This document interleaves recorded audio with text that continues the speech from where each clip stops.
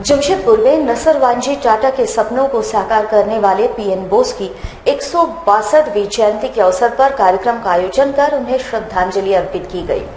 बिष्टुपुर स्थित अरमारी ग्राउंड के निकट पीएन बोस की प्रतिमा पर टाटा स्टील रॉ मटेरियल के वीपी राजीव सिंघल के अलावे कई अधिकारियों एवं टाटा वर्कर्स यूनियन के अध्यक्ष आर रवि प्रसाद ने अपनी श्रद्धांजलि दी। ओडिशा के मयूरभंज में जन्मे पीएन बोस ने सन 1907 में जमीन के अंदर छुपे खनिज संपदा की खोज कर नसरवांजी टाटा को स्टील प्लांट लगाने का सुझाव दिया था। काफी दिनों तक वो टाटा स्टील का हिस्सा भी बने रहे। इन्हीं की खोज की वजह से टाटा स्टील आज विश्व के मानचित्र पर अपनी पहचान बना पाई है। पीएन बोस की जयंती कार्यक्रम को संबोधित करते हुए टाटा स्टील रॉ मटेरियल के वीपी राजीव सिंघल ने कहा कि आज हम विश्व के बाजार में अपना लोहा मनवाने के लिए नई तकनीकों का इस्तेमाल कर रहे हैं, मगर 100 वर्ष पूर्व बिना किसी संसाधन के पीएन बोस जैसे वैज्ञानिकों ने जमीन के अंदर छुपे खनिज संपदा को खोजकर आने वाले कई वर्षों के लिए लोगों को रोजगार से जोड़ने का कार्य किया है।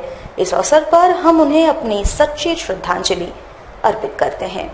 Convinced Mr. J.N. Tata and asked him to put it to economic use, which is in the form of a steel plant.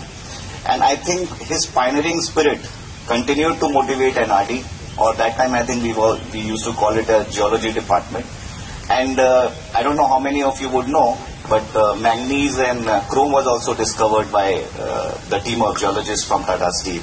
So Tata Steel has always been getting motivated by his spirit, and the exploration which we are doing in our mines, I'm very proud to say that our mines are one of the most explored mines in the country.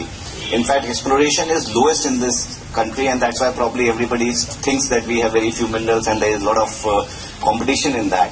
But we have really not explored mineral in this country, and I'm sure that people like Mr. P.N. Bose will continue to motivate us to explore more and more mineral and to increase the mineral resource, what we call it, of the country.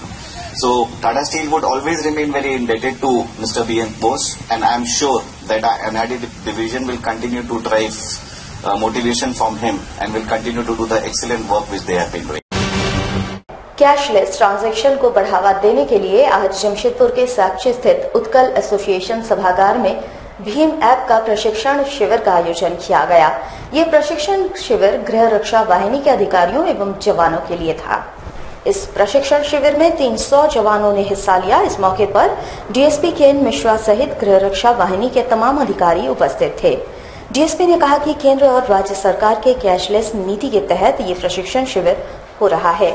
इस प्रशिक्षण शिविर में जवानों को cashless transaction का प्रशिक्षण दिया जा रहा है। पदाधिकारियों एवं जवानों को भीम ऐप इंस्टॉल करने का और उसको यूज करने का प्रशिक्षण दिया जा रहा है। भीम ऐप कैशलेस बैंकिंग का एक तरीका है जिसके माध्यम से हम बिना नगद रुपए के कोई भी मार्केटिंग कर सकते हैं, रुपया ट्रांसफर कर सकते हैं, जमा कर सकते हैं किसी के अकाउंट से किसी के अकाउंट में।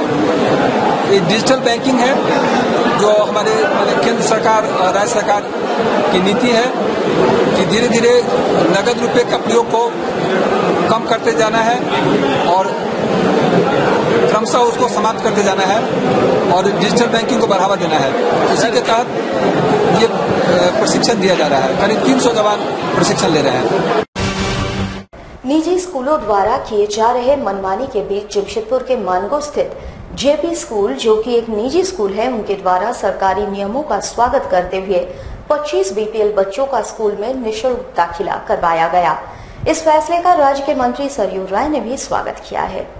इस मौके पर एक समारोह का आयोजन स्कूल परिसर में किया गया, जिसमें मुख्य अतिथि के रूप में मंत्री सरयू राय उपस्थित थे। मंत्री श्री राय ने खुद सभी बीपीएल बच्चों का नामांकन पत्र देकर उन्हें प्रोत्साहित किया।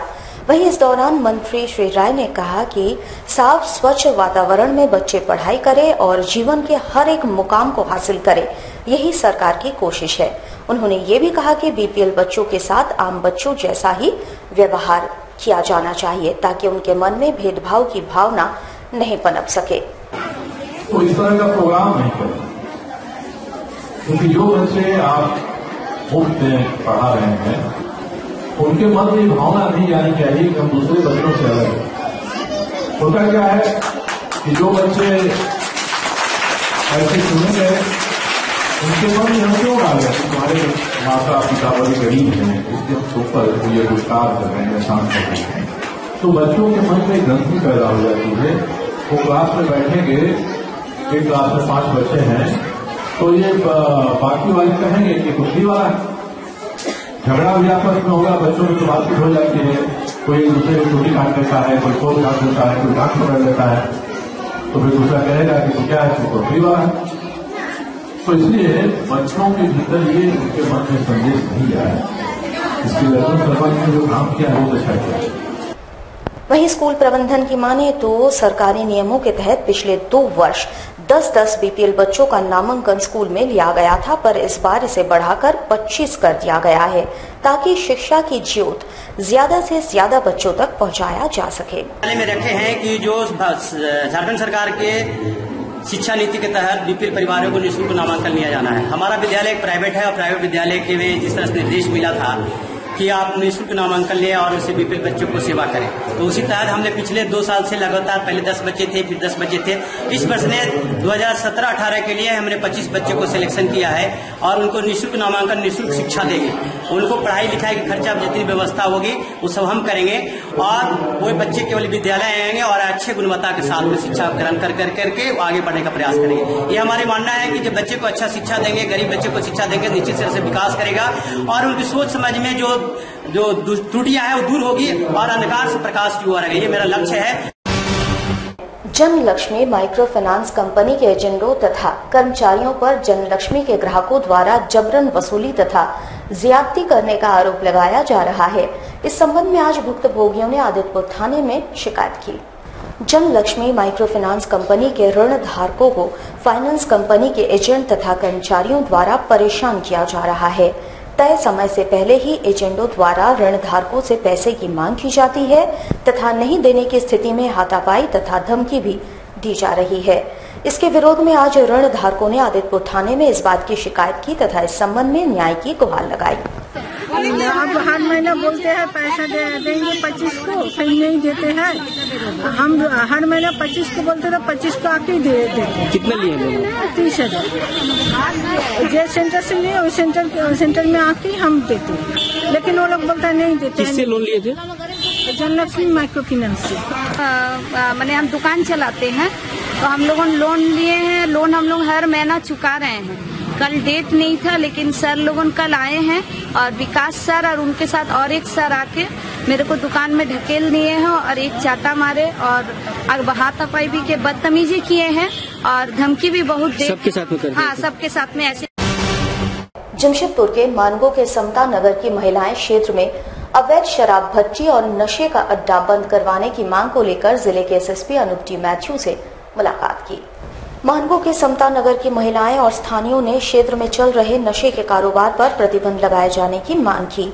महिलाओं ने कहा कि क्षेत्र में शराब और गांजा का सेवन कर देर रात तक हल्ला करने और इलाके में चोरी की घटनाओं को अंजाम देने से लोगों का रहना यहां मुश्किल हो चुका है।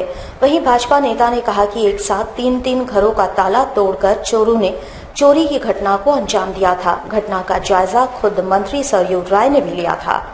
थाना को सूचना देने पर भी थाना के कानों में जू तक नहीं रेंग रहा है, जिसे देखते हुए नशे के कारोबार को बंद कराए जाने की मांग को लेकर एसएसपी से आज मुलाकात की गई।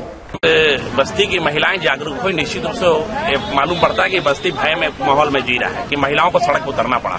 समता नगर में विगत दिनों 3 घरों का ताला टूट गया। तीनों परिवार शादी समारोह में भाग लेने अपने पैतृक आवास गए हुए थे।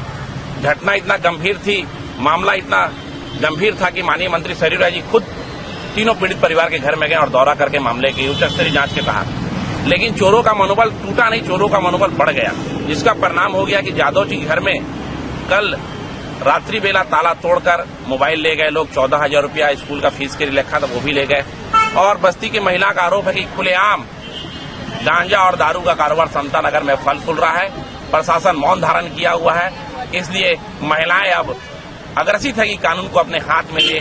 लेकिन मेरे निवेदन में कहा कि नहीं, पहले इस जिले के मुखिया को पूरे दर्द को बताया जाए। अगर मुखिया दर्द सुनकर हमारे समाधान नहीं करेंगे तब निश्चित रूप से कानून हम लोग अपने हाथ में लेके स्वयं गांजा का और दारू का भट्टी बंद कराने का काम करेंगे। जमशेदपुर के जीआरडी स्पोर्ट्स कॉम्प्लेक्स में समर कैंप के दौरान 3000 बच्चे विभिन्न खेलकूद प्रतियोगिताओं का प्रशिक्षण प्राप्त करते नजर आ रहे हैं। सुबह का नजारा बिष्टुपुर स्थित जेआरडी स्पोर्ट्स कॉम्प्लेक्स का है, जिसे वहां उपस्थित लोगों ने यादगार बना दिया है। 18 विभिन्न स्पर्धाओं का प्रशिक्षण अंतर्राष्ट्रीय कोच द्वारा दिया जा रहा है। स्कूलों में छुट्टी मिलने के बाद बच्चे अब इस समर कैंप के माध्यम से जमकर मस्ती करते नजर आ रहे हैं।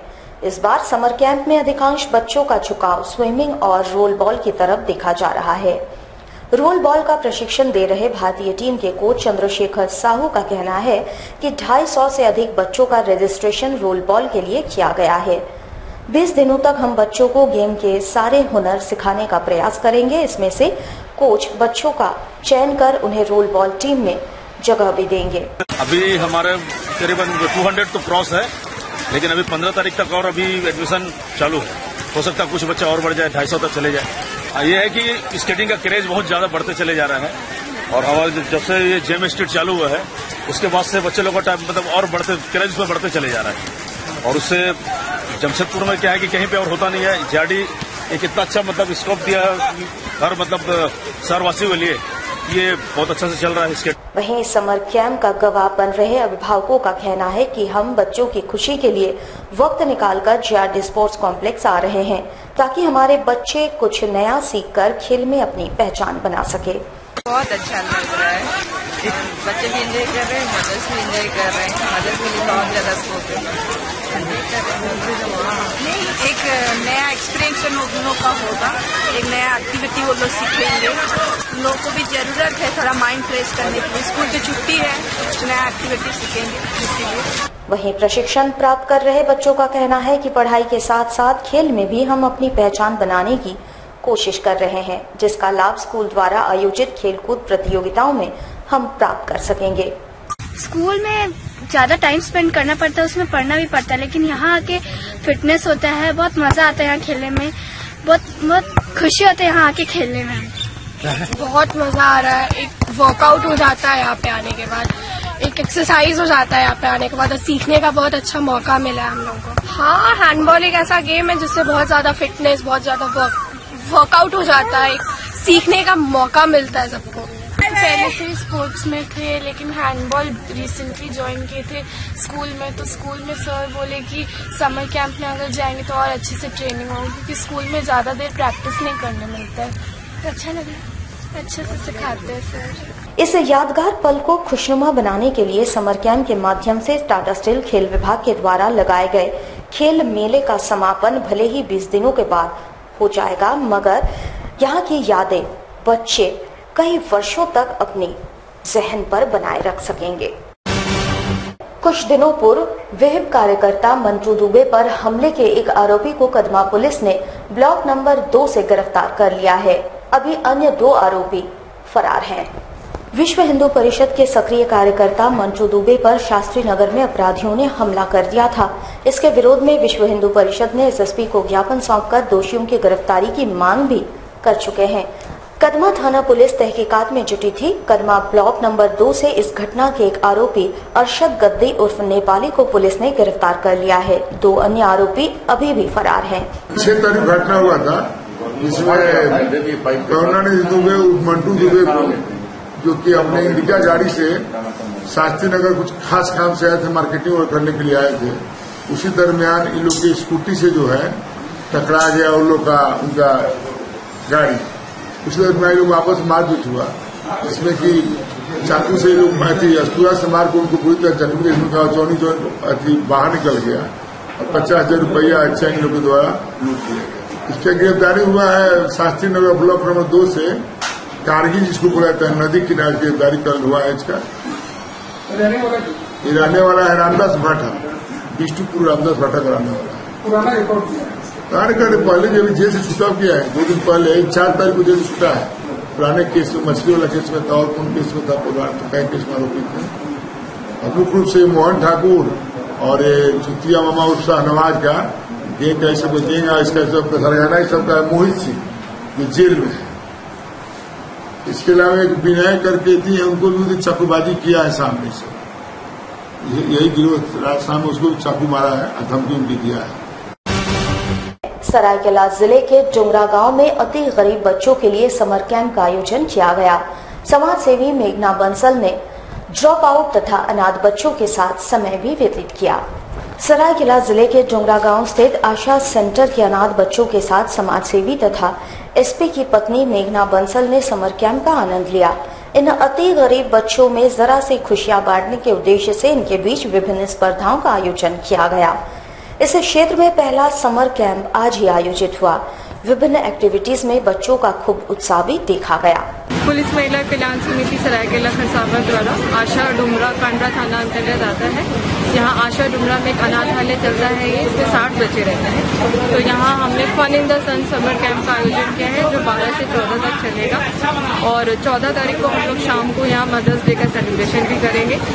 हमारा प्रयास यही है कि जैसे हमारे शहरी क्षेत्र में बच्चों को समर कैंप आयोजित किए जाते हैं, लेकिन ग्रामीण बच्चे हैं, अनाथ बच्चे हैं, इन पर किसी का ध्यान नहीं जाता है। तो हमारा प्रयास है कि इन बच्चों को भी वो हम समय दें, वो क्वालिटी टाइम दें, इन लोगों की प्रतिभाओं को निखारें, इन लोगों को भी वो फील कराएं कि हाँ ये सब भी वो सब। इबादत, तिलावत और सखावत, दान पुण्य का त्योहार शब-ए बारात मुस्लिम समुदाय ने जुमेरात यानी शाबन माह की 14 तारीख को पूरी अकीदत के साथ मनाई। मस्जिद, कब्रिस्तान, करबला और दरगाह में नमाज, तिलावत कुरान, जियारत आदि धार्मिक नियमों का पालन किया गया। पूर्वजों के लिए दुआएं की गई, वहीं पूर्व में किए गए कार्यों के लिए पश्चाताप भी किया गया तथा तकदीर संवारने के लिए दुआएं की गई। ऐसा माना जाता है कि शब-ए बारात की रात जिसने भी मगफिरत के लिए दुआएं की उसे किसी भी परेशानी से वास्ता नहीं पड़ा। गोलमोरी रिफ्यूजी कॉलोनी के रहने वाले मथुर महतो को डिमना के पास एक अनियंत्रित इनोवा कार ने टक्कर मार दी। वे बाइक से अपने घर वापस लौट रहे थे। ठेका मजदूरी में काम करने वाले 40 वर्षीय मथुर महतो पुरुलिया से वापस अपनी बाइक से जमशेदपुर की ओर आ रहे थे कि डिमना के पास एक अनियंत्रित वाहन ने इन्हें टक्कर मार दी और फरार हो गया। राहगीरों की मदद से घायल को एमजीएम अस्पताल में भर्ती कराया गया है, जहां उनका इलाज चल रहा है। गाड़ी इधर से जा रहा था और इधर से वो बाइक लेके आ रहा था। उस समय वो बास को ओवरटेक करते समय ये तो अपना लेफ्ट साइड पकड़ के आ रहा था, लेकिन वो इनोवा गाड़ी ने इसको ठोक दिया। करने के बाद यहाँ का लोकल किया था। उसके बाद हम भी आपका हुआ था, एक तो इनोवा गाड़ी आया था तो इसको ठोक के इनोवा गाड़ी तो भाग गया। उसके बाद पुलिस लोग आया था, पुलिस लोग आके यहाँ आगे। कहाँ पर हुआ था घटना? घटना हुआ था आपका यमुना जो लेक है, यमुना लेक के इधर ही। हमारे साथ लगातार जुड़े रहने के लिए आप हमें YouTube पर जरूर सब्सक्राइब करें।